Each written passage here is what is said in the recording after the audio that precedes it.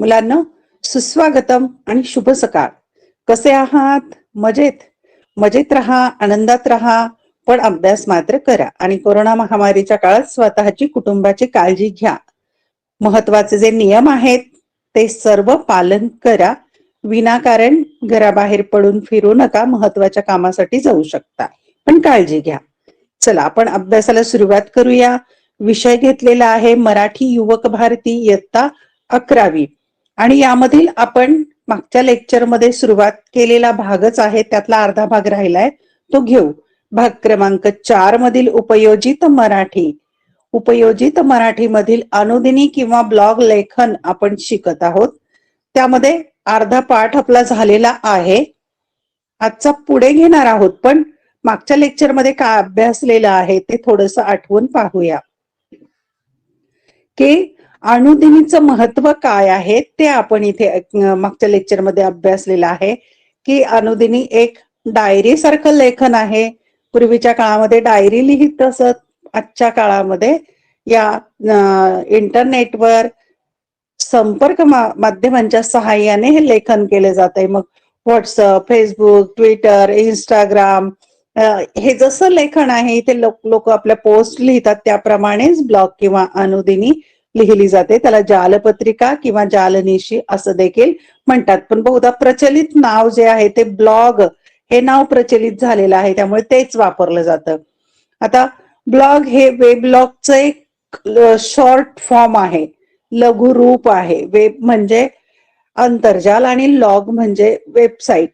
Website आणि log book यांचं हे एकत्रीकरण आहे. आपले विचार, आपल्या भावना इथे लिहिता येतात आणि आजच्या काळामध्ये तर हे करिअर म्हणून सुद्धा लोक करतात. ब्लॉग लिहिणं म्हणजे लेख लिहिणं, त्याच्या सहाय्याने पैसे सुद्धा कमावता येऊ शकतात. म्हणजेच काय की व्यक्ती आपल्या मनात येणारे विचार किंवा भावना किंवा आपण केलेलं काम इतरांना सांगायचंय ते एकेकाला सांगत बसण्यापेक्षा ब्लॉग वर ते जर मांडणी केली तर ते सगळ्यांना माहिती होतं, उपयुक्त होतं, वैचारिक देवाणघेवाण होते. मग तिथे चित्र असू शकतं, व्हिडिओ असू शकतो, गाणी पण असू शकतात. कुठल्याही विषय या अनुदिनीसाठी वर्ज्य नाहीये. ब्लॉगचा जर इतिहास विचारात घेतला तर जस्टिन हॉल हा पहिला ब्लॉगर म्हणून ओळखला जातो. आद्य ब्लॉगर त्याला म्हणतात. त्याने links.net ही वेब डायरी 1994 मध्ये सुरू केली होती. त्याच्यानंतर आता तर ब्लॉगचा सुळसुळाट झालेला आहे इंटरनेटवर. कोणकोणत्या क्षेत्रामध्ये किंवा कोणकोणत्या विषयावर ब्लॉग लिहिता येऊ शकतात, तर ब्लॉग वैयक्तिक असू शकतो, नंतर सामाजिक, व्यावसायिक, वाङ्मयीन, सामूहिक, शैक्षणिक, पर्यटन, राजकीय कोणत्याही विषयावर ब्लॉग लिहिता येऊ शकतो किंवा तयार करता येतो, त्यावर विचार मांडणी करता येते. मग ब्लॉग का लिहायचा, तर शब्द, चित्र आणि हे सगळं मांडणी आहे. शब्दांच्या माध्यमातून, चित्रांच्या माध्यमातून आपल्या विचार, कल्पना, भावना यांना मूर्त किंवा अमूर्त स्वरूपामध्ये मांडण्याची गरज असते आणि ती इथे पूर्ण होते. म्हणजे एक व्यासपीठ मिळतं. मनातले विचार, कल्पना, भावना व्यक्त होतात, आपला अनुभव सार्वत्रिक होतो, शब्दरूप संवाद होतो सर्वांशी, लेखन, विचार, संशोधनाची सांगड घालता येते, शब्द संपत्ती वाढते, सर्जनशीलता प्रवाहित ठेवता येते आणि हे नवनवीन तंत्रज्ञान वापरून आपण सराव करू शकतो आणि करिअर पण यातून होतंय. हे अतिशय महत्वाची गोष्ट आहे. आता अनुदिनीसाठी ब्लॉगची निवड इथपासून आता आपण आपलं लेक्चर आजचं सुरू होत आहे. मागचं लेक्चर तुम्ही युट्यूबवर जाऊन पाहू शकता, तुम्हाला लिंक मध्ये मिळेल ते. ब्लॉग लेखन असं क्षेत्र जर विचार केलं तर व्यापक क्षेत्र उपलब्ध असले तरी प्रत्येकाच्या आवडीचे आणि प्रावीण्याचे क्षेत्र वेगवेगळे असतात. तर प्रत्येकाची आवड निवड वेगळी आहे. कुणाला कविता आवडते, कुणाला गाणं आवडतं, कुणाला चित्र आवडतात, कुणाला फिरायला आवडतं, कुणाला खायला आवडतं. जो काही विषय असेल तो प्रत्येकाची आवड वेगळी असते. ब्लॉग साठी विषय निवडताना किंवा ब्लॉग लेखन सुरू करताना प्रथम स्वतःला जो विषय आकर्षित करतो, ज्यामध्ये स्वयंस्फूर्तीने लेखन करावेसे वाटते, तो विषय निवडला पाहिजे. म्हणजे एखाद्या व्यक्तीला जर किचन मध्ये काम करायला आवडत असेल किंवा एखादे पदार्थ बनवायला आवडत असेल, म्हणजे त्याला ते पदार्थ बनवण्यात आवड आहे, तर त्या संदर्भामध्ये तो लिखाण करू शकतो, बनवू शकतो. किंवा एखाद्याला फिरायला आवडतं, तो फिरण्याच्या माध्यमातून मग लेखन करू शकतो. विषयाची विविधताही अशा वेळी समोर येऊ शकते. तेव्हा विशेष रुची असणाऱ्या विषयांना प्राधान्य द्या. रुची म्हणजे आवड. आपल्याला आवड कशात आहे हे कळलं पाहिजे. त्यामुळे स्वतःला विशेष रुची कशात आहे हे समजण्यास मदत होते. अनुदिनी लेखन सुरू केल्यानंतर विषय मांडताना अडचणी येऊ शकतात. आता कित्येक वेळेला विषय मांडणी करणं इतकं सोपं नाहीये. अडचणी येऊ शकतात. पण या अडचणीवर मात करण्याचा प्रयत्न करावा. अडचणी दूर करण्याचा प्रयत्न करा. लगेच काही सगळं येणार नाही, पण हळूहळू जमेल. अर्थात हे सारे लगेच घडणार नाही. ब्लॉगिंग करत असताना यात सुधारणा होत जाते. म्हणजे हळूहळू जसं आपण सुरुवात असते आपली, आपल्याला पटकन एखादं काम जमत नाही, पण वारंवार ते केलं की मग त्यात सरावाने कौशल्य निर्माण होतं. म्हणून सातत्याने ब्लॉग लेखन करणे गरजेचे असते. म्हणजे हे लेखन सातत्याने झालं पाहिजे, खंड करायचा नाही. हळूहळू सुधारणा होत जाते. आवडीच्या विषयावर सातत्याने व तितक्याच गांभीर्याने ब्लॉग लेखन केले तर तुम्ही चांगले ब्लॉगर होऊ शकता. जसं युट्यूबर होतात की नाही, तसं ब्लॉगर पण होता येतं. अनेक ब्लॉगर्सचा ब्लॉगिंग हा व्यवसाय झालेला आहे. आणि पहा, ब्लॉगला कसं म्हणतात, BLOG. आता व्लॉग झालेले, व्लॉग, VOLG, व्लॉग असं म्हणतात त्याला. की दिवसभराचा कार्यक्रम असेल तो युट्यूबवर टाकायला लागलेले आहेत लोक, किंवा कुठे फिरायला गेलेले आहेत, किंवा काही स्वतःच्या वैयक्तिक आयुष्यातले काही क्षण आहेत ते पण टाकतात. याला हे ब्लॉग वेगळं, हे व्लॉग वेगळं, हे लक्षात घ्या. आणि हे सुद्धा करिअर, व्यवसाय झालेला आहे. चांगल्या अनुदिनीची किंवा ब्लॉगची वैशिष्ट्य काय काय, एक उत्तम ब्लॉग आहे कसं ठरवायचं. पहा, आकर्षक शीर्षक, की एखादा लेख लिहिलेला आहे त्याला हेडिंग द्यायचं, नाव द्यायचं त्याला. आता एखाद्याला फिरण्याची आवड असेल, वेरुळ अजिंठा किंवा कुठं माथेरानला जाऊन आले फिरून, भटकंती असं नाव दिलं, शीर्षक दिलं तर छान वाटेल ना लोकांना. आकर्षक विषय मांडल्याने मग ते फिरण्याचं वर्णन सुद्धा अतिशय छानपणे केलेलं असेल. नंतर छोटी, सुटसुटीत, सोपी आणि आकलन सुलभ अशी वाक्यरचना. अतिशय सोप्या, साध्या, लहान लहान, छोट्या छोट्या वाक्यांच्या सहाय्याने ती मांडणी केलेली असेल. परिच्छेदाची समर्पक मांडणी, म्हणजे पॅरेग्राफ पाडलेले असतील, नाही तर सरळ सरळ सरळ रेल्वेच्या डब्यासारखे, डब्याला डबे जोडायसारख्या ओळी, ते अयोग्य आहे. तर परिच्छेद करत जायचं छोटे छोटे. नंतर एका परिच्छेदातून दुसऱ्या परिच्छेदाची जाण्याची सहज शैली, म्हणजे जशी साखळी बांधलेली असते ना एकात एक, तशा प्रकारे एका परिच्छेदातून दुसऱ्या परिच्छेदात सहजपणे जाता आलं पाहिजे. की ना की पहिला परिच्छेद आणि दुसऱ्या परिच्छेदात काहीच समानता नाही, किंवा तुटल्यासारखा वाटणे असं वाटता कामा नये. नंतर रिकाम्या जागेचा योग्य वापर, यूज ऑफ व्हाईट स्पेस, रिकामी जागा ठेवायची नाही. वाचकांची उत्सुकता टिकवून ठेवणारी, अशी शैली पाहिजे, असं लेखन पाहिजे की पुढे काय होईल, पुढे काय होईल, हे ऐकण्याची, वाचण्याची त्यांना इच्छा झाली पाहिजे, म्हणजे त्याला उत्कंठा वाढली पाहिजे, अशी शैली पाहिजे. नंतर संवादात्मक लेखन, संवाद, जस काही दोन व्यक्ती बोलत आहेत तसं संवादात्मक हलकं फुलकं लेखन. नंतर समूहाशी नाते बांधणारी शैली, एक समाजाचं नातं सांगणारी, समूह आहोत अशा पद्धतीचं लिखाण असलं पाहिजे. विविध श्राव्य, दृकश्राव्य फितींची लिंक, म्हणजे व्हिडिओच्या लिंक देणं किंवा चित्र टाकणं, अशा प्रकारे. म्हणजे लेखनाला आकर्षकता या सहाय्याने पण येते. त्याच्या लिंक द्यायच्या किंवा व्हिडिओ टाकायचा. नंतर शब्द मर्यादेचे पालन, म्हणजे खूपच मोठा लेख असेल तर लोकही वाचायला कंटाळतात. जसं फेसबुकवर पोस्ट टाकली भली मोठी, तर लोक काही शेवटपर्यंत वाचत जात नाही. पण छोटीशी पोस्ट टाकलेली असेल तुम्ही, तर ती वाचणं लोकांना आवडतं. म्हणजे शब्द मर्यादेचं पालन करायचं की किती लिहायचं. नंतर विषयातील अद्ययावतता, नवनीतता, नवीन विषय की अद्ययावतता. जसं ताज्या बातम्या वाचायला लोकांना आवडतं, तसं लोकांना ताजे विषय वाचायला आवडतं, शिळ कोणाला वाचायला आवडत नाही. अशा प्रकारे ब्लॉगची ही वैशिष्ट्ये आहेत. अतिशय ब्लॉग उत्तम लिहिणारे लोक आहेत. आता पाहूया अनुदिनीचे ब्लॉगचे कोणकोणते प्रकार आहेत, त्याचे टाइप्स ऑफ ब्लॉग्स.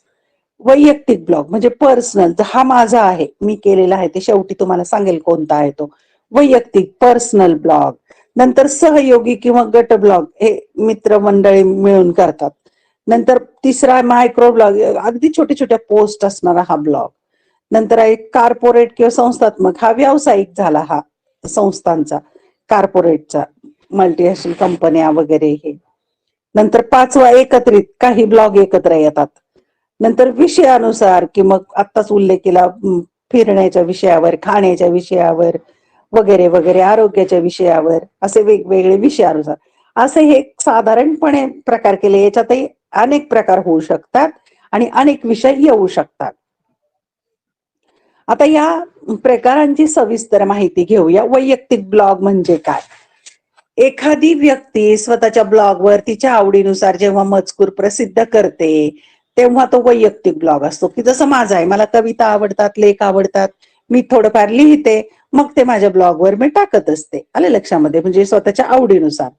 हा ब्लॉग कसा असावा किंवा कसा आकर्षक चित्र, ध्वनिफीत, चित्रफीत इत्यादी टाकून करायचा, ही पूर्णतः त्याची इच्छा असते. वैयक्तिक व्यक्ती ठरवू शकतो आपला ब्लॉग कसा पाहिजे.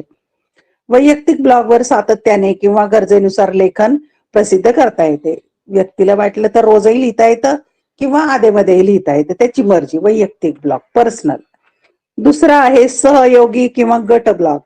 जेव्हा एकापेक्षा अधिक ब्लॉगर्स वेब ब्लॉग मध्ये पोस्ट लिहितात, म्हणजे अनेक जण मित्रमंडळी एकत्र येऊन लिहितात, तेव्हा त्याला सहयोगी किंवा गट ब्लॉग म्हणतात. अनेक विषयांचे एकत्रीकरण यात वाचायला मिळते.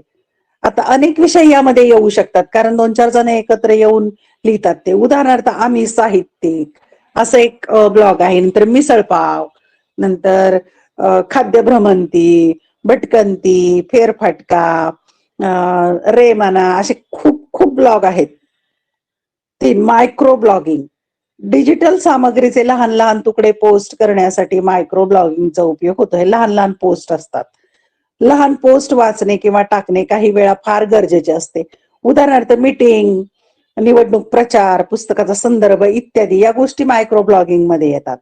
यातून वेळ आणि श्रम यांची बचत होते. चौथा प्रकार आहे कार्पोरेट आणि संस्थात्मक ब्लॉग.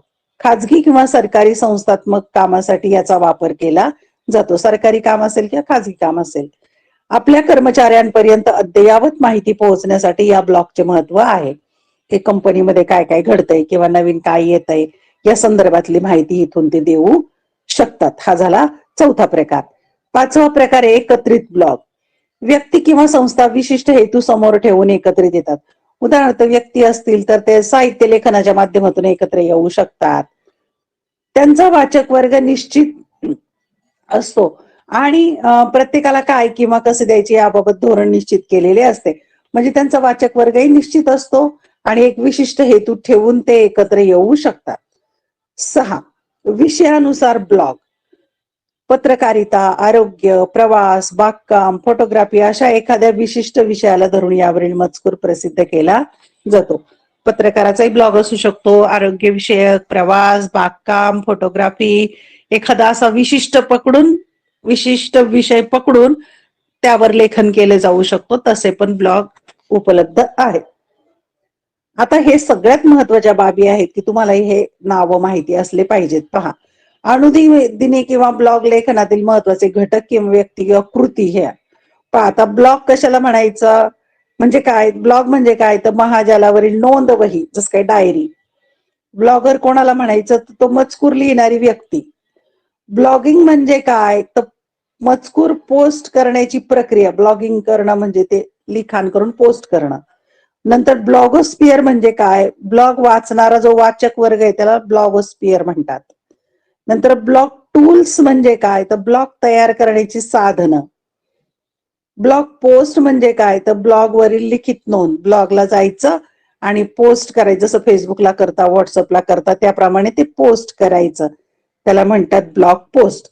सगळ्यात महत्वाच्या बाबी ही नावं लक्षात ठेवा. ही blog, blogger, blogging, blogosphere, blog tools आणि ब्लॉग पोस्ट, आणि म्हणजे काय ते पण लक्षात ठेवा.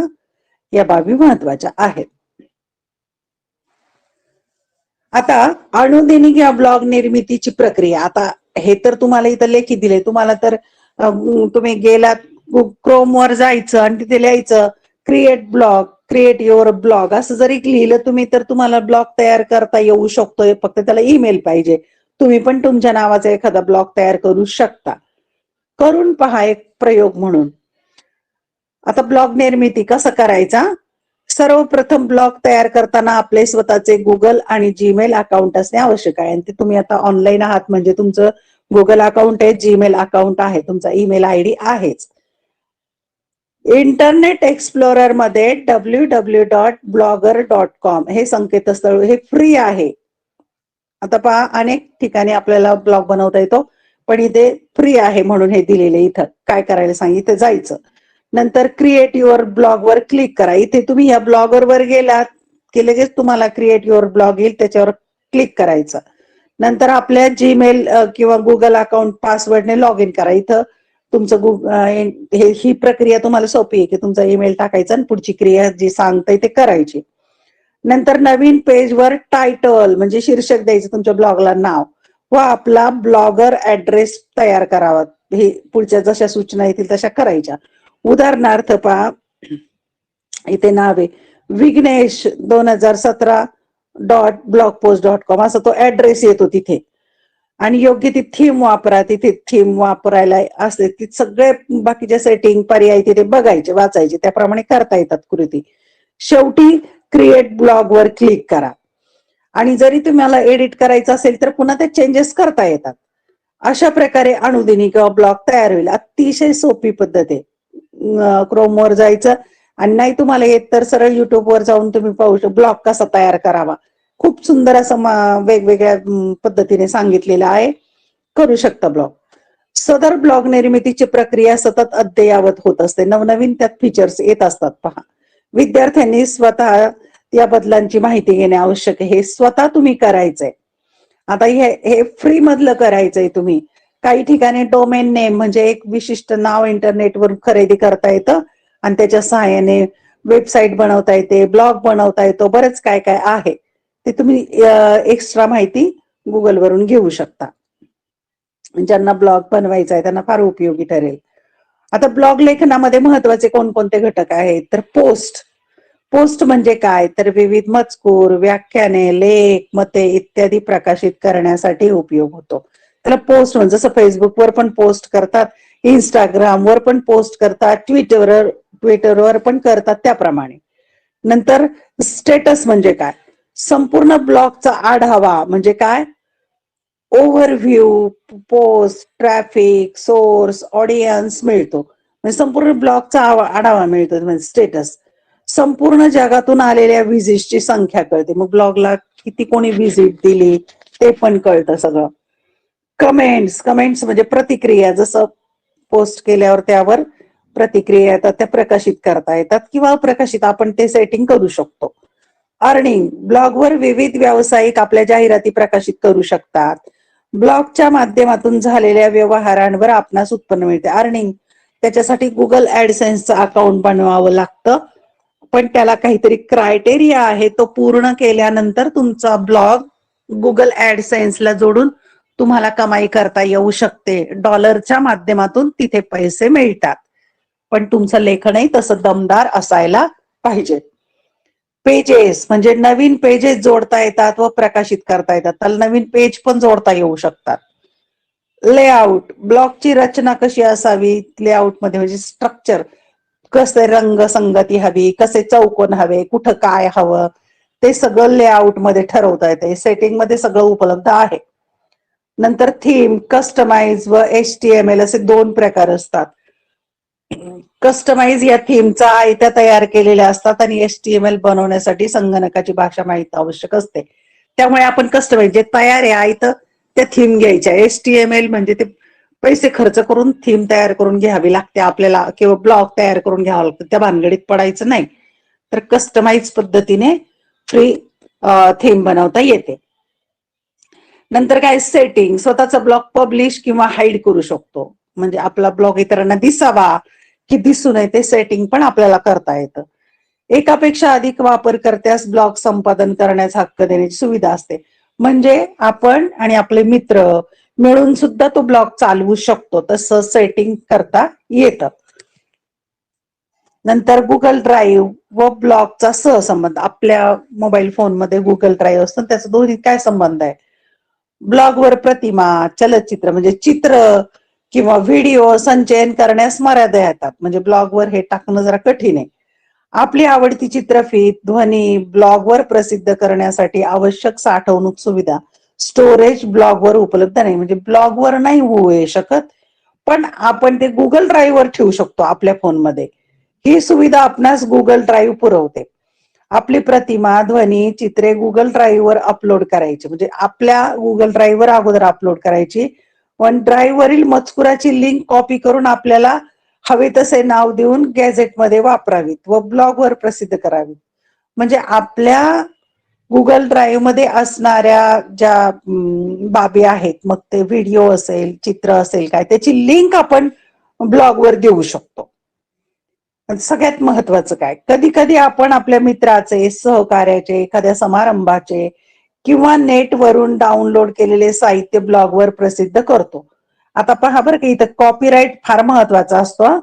तेव्हा त्या मजकुराला त्याच्या मालकाची किंवा लेखकाची परवानगी असणे आवश्यक असते किंवा त्याचे सौजन्य असे नमूद करावे लागते. कारण आपण दुसऱ्याचं साहित्य, दुसऱ्याचं लेखन, दुसऱ्याचे चित्र किंवा कुठूनही इकडून तिकडून घेऊन टाकलं आपल्या ब्लॉगवर तर त्याला कॉपीराईट लागतो. मग ते तुम्हाला त्यापासून अर्निंग होऊ शकत नाही. गुगल ऍडसेन्सला जेव्हा तुम्ही जोडाल तेव्हा तुम्हाला अडचणी येऊ शकतात. म्हणून शक्यतो सगळं स्वतःचं साहित्य, स्वतःचं जे जे काही असेल तिथे केलेलं काम ते तुमचं स्वतःचं असलं पाहिजे. जसं काही इमेज किंवा चित्र तुम्ही इंटरनेटवरून घेऊ शकता, पण त्या कॉपीराईट फ्री असल्या पाहिजेत. अनुदिनी किंवा ब्लॉग लेखन करताना पाळायची पथ्य. पाळायची पथ्य म्हणजे कोणते नियम पाळायचे आहेत, काळजी घ्यायची. जसं वाहन चालवायचं रस्त्यावर तरी सुद्धा नियम पालन करावं लागतं. शाळेमध्ये यायचं नियम पालन करावे, घरामध्ये सुद्धा काही नियम पालन करावेच लागतात. त्याप्रमाणे ब्लॉग लेखन करताना काय काय नियम पालन करायचे ते पाहूया आपण. ब्लॉग लेखनात मर्यादित शब्दात उत्तम, सकस आणि दर्जेदार लेखन अपेक्षित आहे. सगळ्यात महत्वाची गोष्ट, लेख लिहायचा आहे, ब्लॉग लिहायचा आहे, मग ते योग्य शब्द, मर्यादित, नाही तर तुम्ही शेपूट लावत जाल मारुती सारखं, ते चालणार नाही. उत्तम लेखन पाहिजे, सकस लेखन पाहिजे, दर्जेदार लेखन अपेक्षित तर लोक वाचतील ना. या लेखनाला विचार आणि संशोधनाची जोड दिली की हे लेखन उत्कृष्टतेकडे जाईल. लिखाण सुद्धा विचार मांडणी चांगली केली पाहिजे. संशोधनात्मक नवीन काहीतरी माहिती मांडा, विचार मांडा. उत्तम ब्लॉग लिहिणाऱ्या ब्लॉगर्सचे अनेक वाचक असतात. हे वाचक त्यांच्या संपर्क माध्यमातून ब्लॉगरशी चर्चा करतात आणि मग तुम्ही जर एखादा छान लेख लिहिलेला आहे, माहिती पूर्ण, मनोरंजक सुद्धा, तर तिथे ज्या कमेंट्स येतील त्या तुमचा संवाद होईल, एकमेकांशी संपर्क वाढेल, असं असेल. अनुदिनी लेखन करणाऱ्याला काही पथ्य पाळावी लागतात, त्यामुळे लेखन कसदार होऊन सर्वमान्य ठरते. अनुदिनी लेखनाची काही पथ्य म्हणजे काळजी घ्यायची. जसं आजारी पडल्यावर पथ्य असतं की नाही, हे नाही खायचं, ते नाही खायचं, त्याप्रमाणे ब्लॉग लेखन करताना काय करायचं आणि काय करायचं नाही ते पहा. अनुदिनी लेखन करताना विषयाचे तारतम्य असणे आवश्यक. कोणत्या विषयावर ब्लॉग लिहायचं त्याचा विचार करून लिहा. 2, अनुदिनी लेखन अविवेकी असता कामा नये. आपला विवेक जागृत ठेवून लेखन करायचंय. तसेच लेखन विषयक शिस्त व समाजभानाचे औचित्य पाळले जाईल असे असावे. जे समाजमान्य किंवा जे लेखनाबाबतच्या काही शिस्त आहेत, जसं वर्तमानपत्रात लेखन करताना किंवा मासिकात लेखन करताना किंवा कुठे आपलं जे काही विचार मांडणी करायची आहे, कुणाचा अवमान करणार किंवा वाद, भेद, जाती, धर्म, पंथ किंवा अशा सामाजिक बाबी वाद पेटवणारा, असं कुणाला त्रास देणार नसावं. लक्षात आलंय, आपले विचार कुणाला त्रासदायक ठरता कामा नये. अनुदिनी लेखन प्रसिद्ध झाल्यावर त्यावरील प्रतिक्रिया उलट सुलट असू शकतात. जसं तुम्ही इंस्टाग्रामवर किंवा फेसबुकवर एखादी पोस्ट केली तर त्यावर काही मित्र चांगलं म्हणतील, काही मित्र वाईट म्हणतील. असंच ब्लॉगवर सुद्धा होऊ शकतं. त्याला उत्तर देण्याची क्षमता असावी. म्हणजे तुम्ही जे विषय मांडलाय त्याला विरुद्ध मत सुद्धा येऊ शकेल, तर त्याला शांतपणे उत्तर कसं द्यायचं ते पण तुम्हाला आलं पाहिजे. अनुदिनी लेखनात समाज विघातक व विध्वंसक विचार मांडू नये. म्हणजे तुम्ही जसं एखाद्या सामाजिक संवेदनशील किंवा धार्मिक दृष्ट्या संवेदनशील असे काही मुद्दे असतील तर तिथं काही भयानक घडेल असं कोणतंही मत मांडायचं नाही. अनुदिनी लेखनात मिळालेले स्वातंत्र्य स्वैराचारापर्यंत जाणार नाही याचं भान ठेवावं.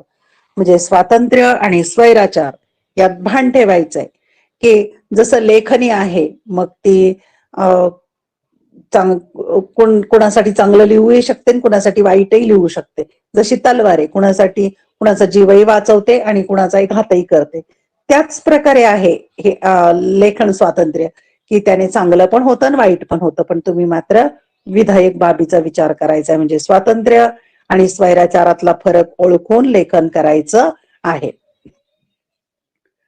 आता पहा काही अनुदिनी किंवा ब्लॉग्स. आता इथे काही एक दोन नावं दिली आहेत त्यांनी. झेडपी गुरुजी म्हणून आहे, तुम्ही सर्च करा, मिळेल तुम्हाला. झेडपीगुरुजी.com हे पण एक शैक्षणिक वेबसाईट म्हणूया, शैक्षणिक ब्लॉग म्हणूया. नंतर हा आहे https://blog माय गव्हर्नमेंट, सरकारचं शासकीय गव्हर्नमेंट, तर सगळे शासकीय निर्णय मिळतात. आणि आणखी खूप आहे, खूप नावं आहेत. पण तुम्हाला माझं ब्लॉगचं नाव सांगते मी. आता हे सगळे https/ असतं, हे माझं नाव टाकलेलं आहे मी, sangeetabalsingh.blogpost.com. हे हे तुम्ही जर गुगलवर टाकलं, इंटरनेटवर टाकलं तर तुम्हाला लगेच माझा ब्लॉग येऊन जाईल. आले लक्षामध्ये? हा माझं ब्लॉग आहे. किंवा तुम्ही एवढं माझं नाव जरी टाकलं, हे नाव जरी टाकलं तरी तुम्हाला मिळून जाईल ब्लॉग. एवढं, हे बाकी काही गरज नाही, एवढं टाकलं ब्लॉग हे येतं. आता पाहूया ब्लॉग कसा दिसतो ते पण आपण पाहून घेऊया. पहा, हे नमुना दाखवलेला आहे ब्लॉग, नमुना ब्लॉग होम पेज, याला होम पेज म्हणतात. पहा इथे आता हे कॉम्प्युटरवर घेतलेलं आहे. पहा खाली खाली आयकॉन दिसत आहेत म्हणून, इथे वरती हे दिसतंय, हा आहे ब्लॉग. हा अशा प्रकारे इथे पण हे चित्र लावता येते, इथे हे बॅकग्राऊंड म्हणतात हे. नंतर इथे हे असे विषय मांडता येतात, खूप काय काय आहे इथे. इथे कुठं आपला फोटो राहील, हे चित्र कसं घ्यायचं, याच्यावर काय असलं पाहिजे, इथे कोणते विषय, हे सगळं डिझाईन करता येतं याला आपल्याला. आणि लक्षात, तिथे सगळं सेटिंग असतं. एकदा ब्लॉग केला, हे पाहिजे ब्लॉगर्स वर केलेलं आहे, सगळं बनवता येतं आपल्याला आपल्या आवडीप्रमाणे. हा माझा ब्लॉग आहे पहा, हे मी असं नाव टाकलेलं आहे, इथे चित्र वगैरे नाही टाकलेलं अजून. हे मागे थीम आहे, ही मागे असे रंग आहेत. हे पहा इथे मी 12वीच्या मुलांच्या साठी वाक्प्रचारांचा अर्थ, याच्यावर शैक्षणिक पण टाकलेले आहे, एक भाग केलाय. एवढे इथं व्हिजिटर्स आहेत, हे त्यांचे चेहरे वगैरे ते सगळं दिसतं तिथे. आणि इथे कोणत्या महिन्यामध्ये पोस्ट केली ही सगळी माहिती असते. इथे सगळं होमवर्क ते सगळं दिसतंय पहा इथे. हे खूप असं सुंदर, इथे आपल्या आवश्यकतेप्रमाणे अक्षर लहान मोठी करणं वगैरे सगळं आहे. या ब्लॉगला सुद्धा तुम्ही भेट देऊ शकता. काही शैक्षणिक माहिती टाकली आहे, काही लेख लिहिलेले आहेत, काही कविता आहेत, काय काय केलेलं आहे. आता पहा, यावर कृती दिलेली आहे आपल्याला अनुदिनी. पहिली कृती आहे, अनुदिनी लेखनाची गरज स्पष्ट करा. आता हे तुम्ही वर्गपाठाच्या वहीमध्ये सोडवायचं. 2, अनुदिनी लेखनासाठी पाळायची पथ्य लिहा. 3, अनुदिनी लेखनाची क्षेत्रे स्पष्ट करा. हे सगळं आता आपण घेतलंय इथे. 4, चांगल्या अनुदिनीची वैशिष्ट्ये तुमच्या शब्दात लिहा. 5, तुम्हाला उपलब्ध असलेली अनुदिनी वाचून त्या संबंधीच्या तुमच्या प्रतिक्रिया स्पष्ट करा. तुम्ही एखादी अनुदिनी वाचायची इंटरनेटवर आणि त्याची प्रतिक्रिया द्या. नंतर तुमची स्वतःची अनुदिनी तयार करताना ती परिपूर्ण व आकर्षक होण्यासाठी पाळायची पथ्ये लिहा. तुम्ही तुमची अनुदिनी तयार करा आणि काय काय दक्षता घ्यायची ते पण लिहा. 7, खालील विषयांवर ब्लॉग लिहा. आता तुम्ही इथं ब्लॉग लिहायचा आहे. महाविद्यालयातील पहिला दिवस, ब्लॉग लिहायचा म्हणजे जसं निबंध लिहिता त्याच प्रकारे लिहायचंय, पण ब्लॉग साठी लिहायचा हे विचार करून. नंतर फेसबुक मैत्री आवश्यक की अनावश्यक या विषयावर लिहा. तुम्ही स्वतःचा ब्लॉग तयार करू शकता, काही अडचण येणार नाही. अतिशय सोपी पद्धत आहे पहा. मुलांना सगळे व्हिडिओ लेक्चर मी रेकॉर्ड केलेले आहेत आणि तुम्हाला ती सुविधाही उपलब्ध करून दिलेली आहे पुन्हा पुन्हा पाहण्याची. त्यामुळे काही अडचण आली तर ब्लॉग हा घटक न समजल्यास पुन्हा एकदा व्हिडिओ लेक्चर पहा. किंवा इंटरनेटवर तर खूप प्रकारची माहिती उपलब्ध आहे, ब्लॉग कसा तयार करायचा किंवा कोणती पथ्य पाळायची या संदर्भात माहिती तुम्ही आणखी वाचू शकता. अभ्यासासाठी शुभेच्छा. पुढच्या व्हिडिओ लेक्चरमध्ये नवीन एखादा टॉपिक आपण म्हणजे काय, कसे पैसे कमवायचे ते इथं दिलेलं आहे. ब्लॉग म्हणजे काय, ब्लॉग म्हणजे काय, ते कसा लिहायचा, हे खूप माहिती दिलेली आहे. Micro blog, event blog, multi निच ब्लॉग हे खूप सुंदर आहे. ज्याला खरंच लेखनाची थोडीशी कला आहे तो करू शकतो या माध्यमातून लेखन. हे पहा आता ब्लॉग हे सगळ्यात महत्वाचे. ह्या blogger.com हे आता आपण उल्लेख केलेला आहे. इथे मी पण बनवलेला आहे. ही गुगलची फ्री वेबसाईट आहे. इथं फ्री ब्लॉग बनवता येतो. आता हे दुसरे वर्ड प्रेस जे आहे ना, तिथे पैसे देऊन बनवावे लागतात. मी बनवली होती बरं का वेबसाईट, त्याला एक बराच खर्च केला होता, पण ती वेबसाईट माझी बंद पडली. त्याला कारण असं झालं की माझ्याकडून टेक्निकल काहीतरी प्रॉब्लेम झाला आणि ते ओपनच झालेली नाही. मला पैसे गेले माझे. एक छान ब्लॉग बनवला होता मी तिथे. एक त्या डोमेन साठी खर्च करावा लागतो, होस्टिंग, प्लग इन आणि थीम याच्यासाठी 5-10 हजारापर्यंत मला 18,000 रुपये खर्च आला होता. ते गेला ब्लॉग माझा. आणि ऑनलाईन पैसे कमवता येतात. ब्लॉग पोस्ट, नंतर blogger.com, प्री ब्लॉग तयार करता येते इथे. हे सगळ्यात महत्वाचं आहे इथं. याच्यावर सुद्धा पैसे कमावता येतात. आले लक्षात. नंतर हे पण ब्लॉग कसं तयार करायचं ते पण सुंदर सांगितलेलं आहे त्यांनी. स्टेप 1, स्टेप 2, स्टेप 3 अशा याप्रमाणे ब्लॉग तयार कसा करायचा. हे पहा इथे याच्यावर तयार करता येतो ब्लॉग. हे पहा वर्ड प्रेस वर, नंतर गॅटर, wordpress.com, ब्लॉगर हे आपण मी केलेलं ब्लॉगर, नंतर तंबीर, मीडियम, नंतर स्क्वेअर स्पेस, वेक्स, गोस्ट हे वेगवेगळ्या ठिकाणी बनवता येतो. आले लक्षात. आणि ब्लॉगिंग करून पैसे कसे कमवायचे ते पण दिलेले आहे की तुम्ही कसे पैसे, हजारो रुपये, लाखो रुपये, डॉलर मध्ये पैसे कमावतात पहा हे पहा ऍडसेन्सच्या माध्यमातून कशा प्रकारे पैसे कमावता येतात हे सगळं. हा ही वेबसाईट आहे ना, ही वाचा बरं का तुम्ही. खूप छान माहिती आहे.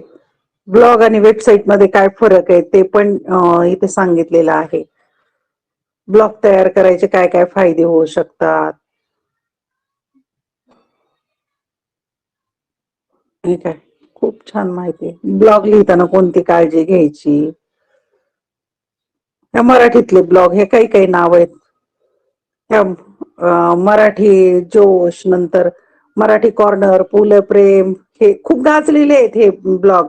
ऑनलाईन तुषार, आदितीज जर्नल, नंतर काय महा डीबीटी, नंतर सॉफ्टवेअर फुकट, याची नावं आहेत मस्तपैकी दिलेली ब्लॉगला. मराठी भाऊ, नंतर माय मराठी ब्लॉग, असे कितीतरी आहेत. या इथे तुम्हाला काय काय प्रश्न पडू शकतात ते प्रश्नांची उत्तरं पण इथं दिलेली आहेत. ओके.